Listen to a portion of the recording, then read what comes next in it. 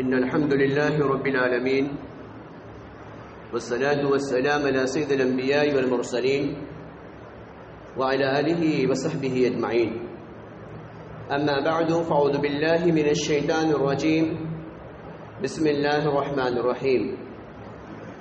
وهو الذي مرج البحرين هذا عذب فرات وهذا ملح أجاج وجعل بينهما برزخا وحجرا محجورا. وقال في موضع الثاني في سورة الرحمن: مرج البحرين يلتقيان بينهما برزخ لا يبغيان. معزز سامعین کرام، حاضرین، دینی بھائیوں، عزیز بچوں، ہر قسم کی تعریف و توصیف، حمد و ثنا، کبریائی اللہ رب العالمین کی ذات کو زیبا ہے جو خالق کائنات ہے. درود و سلام ہو اس ہستی اقدس و مقدس پر جن کے بے شمار احسانات ہیں ہمارے اوپر، یعنی حضرت محمد مصطفیٰ صلی اللہ علیہ وسلم پر. اللہم صلی علی محمد وعلی آل محمد. سامعین، آج کے درس کا عنوان ہے قرآنی معجزات. قرآن اللہ کی بہت ہی عظیم کتاب ہے، اور جو لوگ ترقی کا گرویدہ ہو چکے ہیں، اگر وہ تدبر کریں قرآن میں تو انہیں معلوم ہو جائے گا کہ قرآن سائنس کی کتاب نہیں بلکہ سینس کی کتاب ہے، یعنی نشانی کی کتاب ہے، وگیان کی کتاب نہیں ہے، بلکہ اللہ رب العالمین نے قرآن کو نشانی بنا کر انسانیت کے بیچ میں نازل فرمایا ہے. علامہ اقبال کے ایک ایک اشعار قرآنی آیتوں کی ترجمانی کرتی ہے. کیسے؟ علامہ اقبال کہتے ہیں اپنے شعر میں: تمدن آفری خلاق آئین جہانداری، تمدن آفری خلاق آئین جہانداری، گوادی ہم نے جو اسلاف سے میراث پائی تھی، گوادی ہم نے جو اسلاف سے میراث پائی تھی، سریا سے زمیں پر آسمان نے ہم کو دے مارا. اس اشعار میں وہ ہمیں یہ بتلا رہے کہ ہمارے اسلاف نے، یعنی ہمارے پروجوں نے بہت کام کیے قرآن پر، حدیث پر، لیکن جیسے جیسے دوریاں ہوتی چلی گئیں ویسے ویسے ہم نے اپنے اسلاف کی قربانیوں کو بھلا دیا، اور جو قوم حاکمیت کی حیثیت رکھتی تھی، یعنی پوری دنیا پر جس کی حکومت چلا کرتی تھی، وہ محکوم بن کر رہ گئی. تو اللہ رب العالمین سورہ رعد کی آیت نمبر 11 میں کہہ رہا ہے: ان اللہ لا یغیر ما بقوم حتی یغیروا ما بانفسہم. خدا نے آج تک اس قوم کی حالت نہیں بدلی، خدا نے آج تک اس قوم کی حالت نہیں بدلی، نہ ہو خود جس کو خیال اپنی حالت کے بدلنے کا.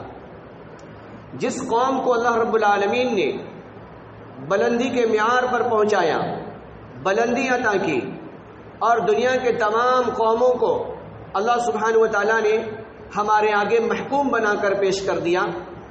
یہ قوم آج ذلیل و رسوا ہونے کا راز یہ ہے کہ ہم ساری چیزوں کو لینا جانتے ہیں، استعمال کرنا جانتے ہیں، لیکن ہم قوم کو کچھ دے نہیں رہے، دوسرے مذاہب کے لوگوں کو ہم کچھ نہیں دے رہے.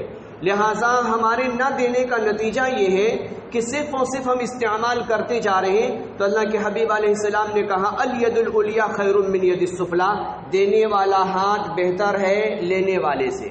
اس حدیث کو صرف ہم اس بنا پہ، اس پیرائے پہ اور اس میزان پہ ہم رکھ کے تولتے ہیں کہ صرف پیسہ دینا مراد ہے، صرف پیسہ دے دینا ہم بری الذمہ ہو گئے، لینے والے نے پیسے لے لیے، خیرات لے لیے اور ہم بری الذمہ ہو گئے. نہیں، اس حدیث میں بتانا مقصود یہ ہے کہ الید العلیٰ خیر من ید السفلیٰ، کہ دینے والا ہاتھ بہتر ہے لینے والے ہاتھ سے. یعنی ہم نے اپنے کارناموں کے ذریعے سے دنیا کو کیا دیا، دنیا کے لیے ہم نے کیا پیشکش کی. جب ہم دنیا کو دیتے رہے تو دنیا سر جھکائے ہمارے سامنے کھڑے رہے، اور جب دنیا کو دنیا والوں نے دیا تو صرف ہندوستان کی دھرتی پر ہی ہم لوگوں نے ہی نہیں بلکہ پورے ہندوستان کے ماننے والوں نے اسے اعلیٰ منصب پر بٹھایا کیا ہم اور آپ نہیں جانتے؟ کل APJ عبد الکلام کو پوری دنیا بڑی ہی ادب سے نام لیتی ہے. کیوں؟ کیونکہ انہوں نے دنیا کو کچھ دیا. جب دنیا کو کچھ دیا تو دنیا والوں نے انہیں عزت بخشی.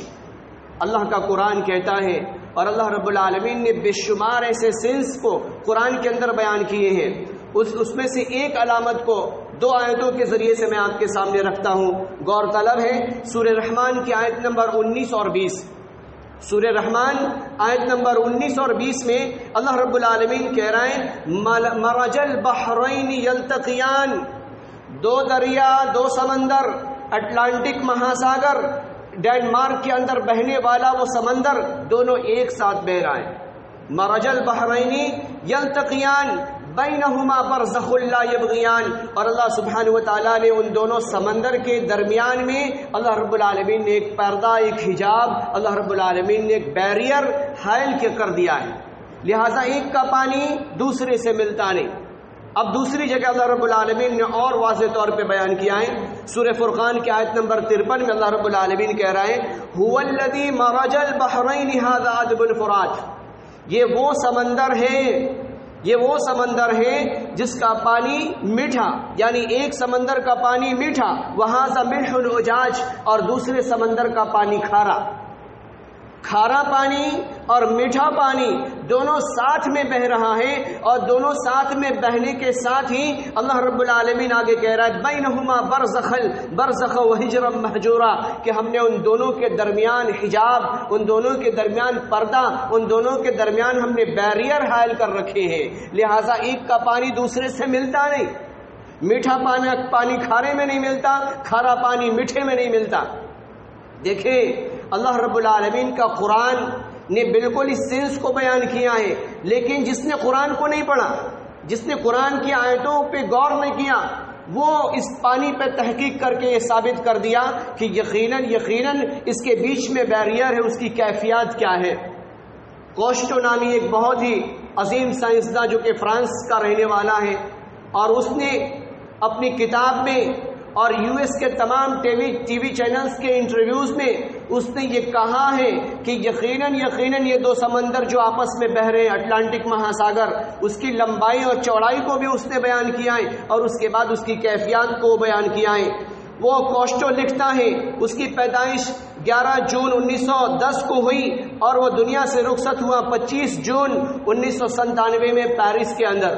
وہ فرانس کے اندر وہ پیدا ہوتا ہے، اور پیدا ہونے کے بعد 20-22 سال کی عمر میں جب وہ NDA میں داخل ہوتا ہے، نیوی کے اندر وہ داخل ہوتا ہے، اور داخل ہونے کے بعد جب وہ 1933 میں وہ نیوی کا ایک بڑا آفیسر بن جاتا ہے. نیوی کا آفیسر بننے کے بعد وہ ڈینمارک کے اس سمندر سے جب وہ اپنی شپ کے ذریعے سے گزرتا ہے تو وہ دیکھتا ہے، بڑا تعجب ہوتا ہے کہ ہائے اس پانی کو کیا ہو گیا کہ ایک پانی دوسرے میں ملتا نہیں اور دوسرا پانی دوسرے ایک میں شامل ہوتا نہیں، کیا وجہ ہے؟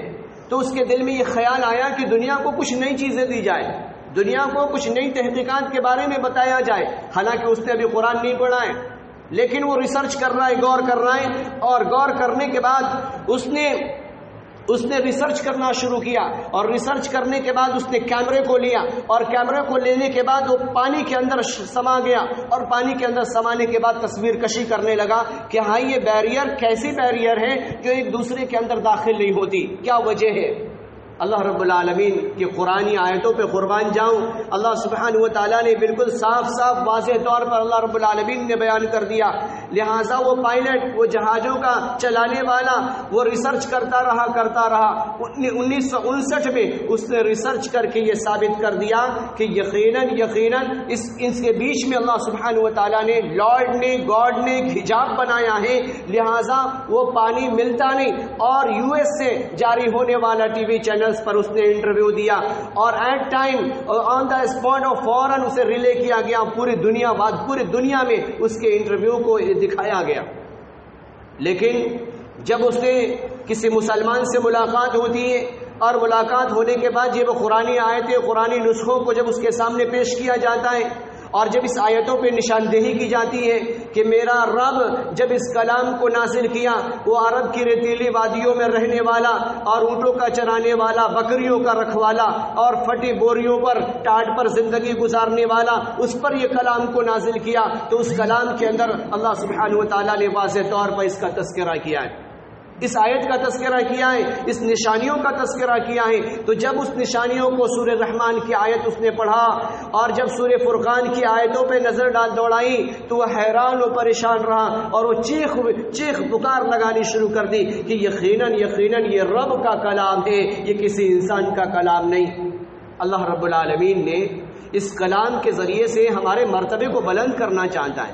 اللہ رب العالمین اس قرآنی آیتوں میں تدبر کرنے والے کے معیار کو اللہ سبحانہ وتعالیٰ نے بلند کیا ہے۔ لہٰذا ہم چلے جائیں تقریباً 500 سال پہلے چلے جائیں، مسلمان جب ایروپلین ایجاد کر رہے تھے اپنے جسموں میں ونگز باندھ کے، اور جب اونچی محلات پر چڑھنے کے بعد وہ اڑنا سیکھ رہے تھے اور سکھا رہے تھے دنیا والوں کو، تو دنیا والے عزت کی نظروں سے انہیں دیکھ رہے تھے۔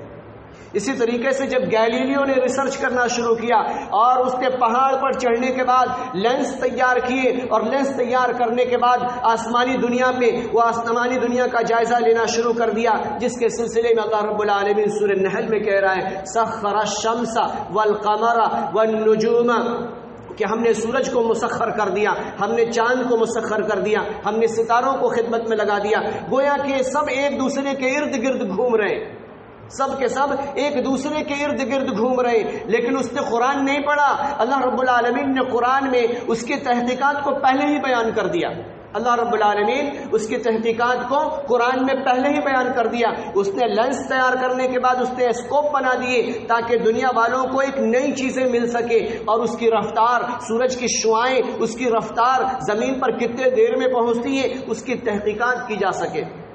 تو لہٰذا جب ایسے افراد دنیا میں پیدا ہوتے تھے، جب مسلمانوں میں ایسے افراد پائے جاتے تھے تو مسلمانوں کو عزت بھری نظروں سے دیکھا جاتا تھا، لیکن جب ہم دوسروں کے آگے سوال کرتے ہوئے نظر آئے اور ہم نے حدیثوں کے مطلب کو صرف زکوٰۃ و خیرات دینے کا ایک سسٹم تیار کر لیا کہ اس حدیث سے صرف دینا مراد ہے، یعنی پیسے جیب سے ہم نکالیں اور نکال کر ہم دوسروں کو دے دیں، تو یہ وقتی طور پہ ہم اس کی تکلیف کو دور کر رہے ہیں، لیکن ہمیشگی طور پہ ہم اس کی تکلیف کو دور نہیں کر رہے ہیں۔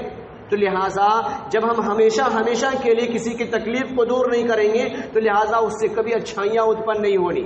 تو اچھائیاں اتپن کرنا ہم چاہتے ہیں، معاشرے کو اچھائی کے ڈگر پر ہم لانا چاہتے ہیں، تو ہمیں چاہیے کہ اگر ہماری زندگی گزر گئی تو کم سے کم ہم اپنے نسلوں کو تیار کریں، اپنے بچوں کو تیار کریں، ایسی تعلیم میں تعلیم کے میدان میں ہم مہارت پیدا کریں تاکہ وہ ایسی چیزوں کو وجود میں لائیں جو دنیا کے لیے ریکوائرمنٹ ہے، جو دنیا کی چاہت ہے کہ ہمیں یہ بھی چیزیں چاہیے، ہمیں یہ بھی چیزیں چاہیے۔ ایسی جب ایونشن بن کے وہ چیزوں کو وجود میں لائیں گا تو یقیناً آج بھی دنیا ہاتھ بڑھائے کھڑی ہے اس کا استقبال کرنے کے لیے۔